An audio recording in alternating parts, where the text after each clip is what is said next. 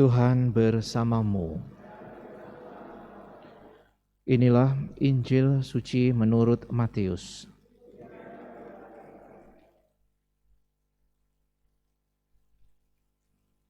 Sekali peristiwa Yesus bersabda kepada orang banyak, "Hal kerajaan surga itu seumpama pukat yang dilabuhkan di laut, lalu mengumpulkan pelbagai jenis ikan.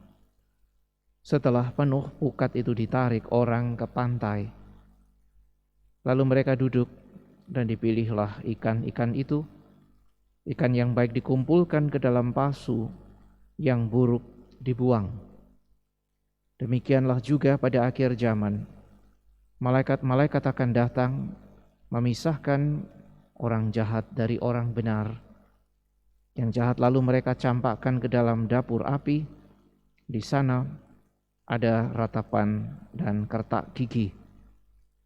Mengertikah kalian akan segala hal ini?" Orang-orang menjawab, "Ya, kami mengerti."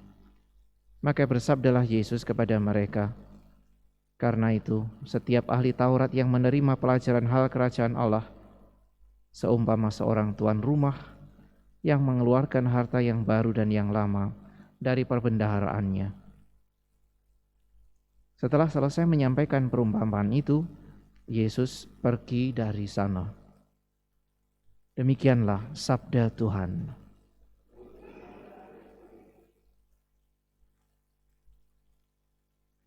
Saudara sekalian yang terkasih, pengajaran Yesus tentang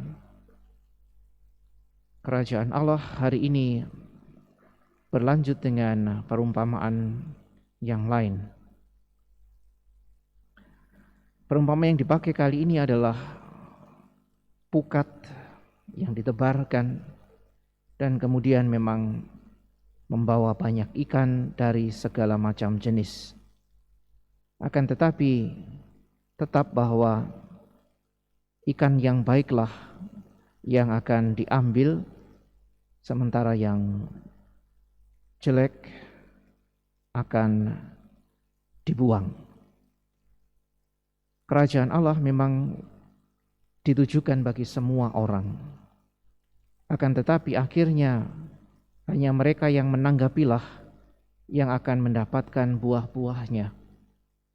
Demikianlah kerajaan Allah menjadi gambaran juga tentang keadilan Allah.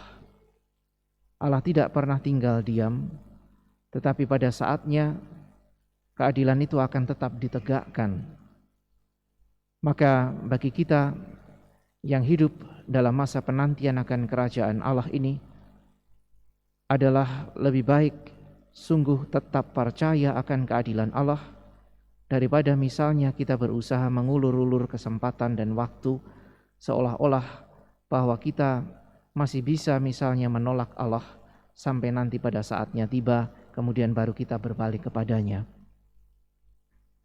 Usaha kita, segala aktivitas, kegiatan, sikap, dan semuanya yang ada di dalam hidup kita sebenarnya adalah tanggapan kita akan kesempatan yang sudah Allah berikan, tanpa berpikir bahwa kapan saat itu tiba. Adalah lebih baik bagi kita untuk sungguh menggunakan kesempatan itu sebaik-baiknya, sehingga buah-buahnya bukan hanya soal nanti, tetapi buah-buah keselamatan itu bisa senantiasa sudah dan akan terus kita rasakan kini dan sampai nanti. Mari saudara sekalian yang terkasih, dengan percaya pada keadilan Allah, kita tidak pernah mungkin lalu merasa ragu-ragu, tidak juga misalnya merasa ingin menyelesaikan segala sesuatu sendiri menurut keadilan kita masing-masing. Allah yang akan memberikan apapun yang menjadi buah dari segala tanggapan yang kita berikan kepadanya. Tidak juga perlu kita misalnya bersikap gegabah untuk mengambil porsi Allah dan mengadili siapapun yang mungkin di mata kita seolah-olah menjadi orang yang jahat dan tidak sesuai dengan kehendak Allah. Kita berusaha untuk menawarkan, memberikan kebaikan, bahkan dari dalam diri kita sendiri mengusahakan kebaikan itu.